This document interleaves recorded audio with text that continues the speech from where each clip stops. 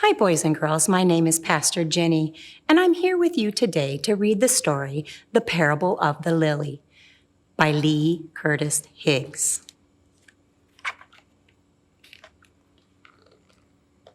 One wintry day, the farmer's young daughter shuffled through the snow, headed for the mailbox at the end of the lane. Brr, it was cold.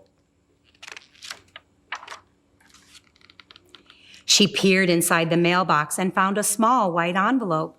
Surprise! It was addressed to her. Dear Maggie, the letter began, I'm sending a very special gift just for you. Look for it soon.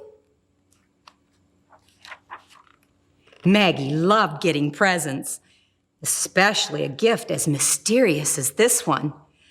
When would it come? Who was it from? What would it be? The farmer's daughter waited and waited, some days patiently, some days not so patiently. Then one very ordinary afternoon, a box appeared on her doorstep. The gift had arrived. The farmer watched as his daughter excitedly tore off the wrapping paper. He was eager to see what she thought of her present. But Maggie didn't say a word. She just stared at the small wooden crate full of dirt. Dirt was not at all what Maggie had hoped for.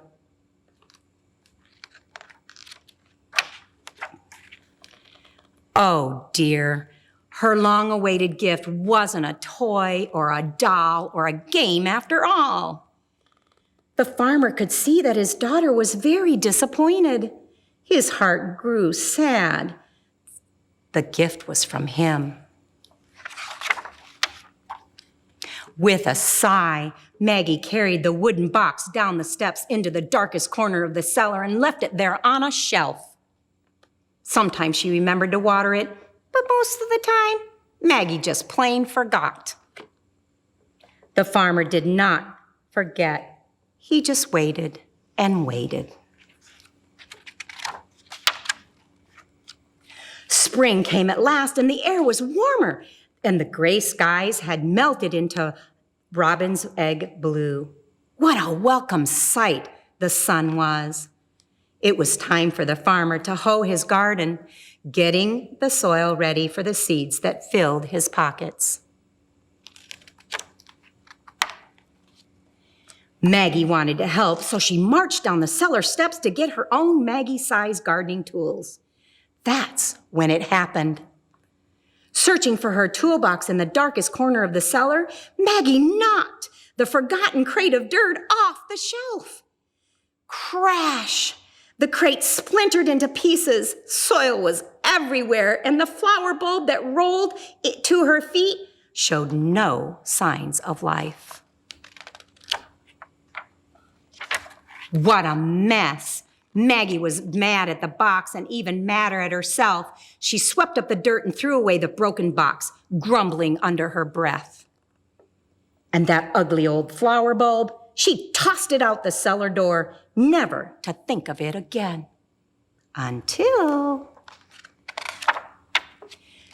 Maggie woke up earlier that usual Easter morning. A warm breeze blew through her bedroom window, and the chirping birds seemed to call her name. Still dressed in her nightgown, Maggie tiptoed out into the garden. She was hoping to find some daffodils or tulips to decorate the table for Easter breakfast. That's when she saw it. The loveliest lily that God ever made was blooming on the edge of her father's flower garden. Its white petals unfolded like a trumpet. Its leaves were green with new life. Its scent was as fragrant as the most expensive perfume. Maggie knew all at once what had happened. She didn't know whether to laugh or cry or shout with joy. So Maggie did all three at once. Wake up, everybody! Wake up! Come see, the gift is alive! Her family hurried out to the garden. They couldn't believe their eyes. So much beauty from such an ugly box of dirt. Maggie noticed the farmer standing in the doorway, quietly watching. His smile gave away his secret. "Father, it was you who gave me the lily," Maggie squealed with delight. Suddenly, her little girl's smile began to fade. Oh dear, she'd thrown away her father's gift without so much as a thank you. How that must have hurt him. "I'm sorry, Daddy," she said, putting her little arms around his big waist. "Will you forgive me?" "Oh, my child," the farmer whispered, hugging her tight. "That's what Easter is all about." Thank you so very much for joining us today.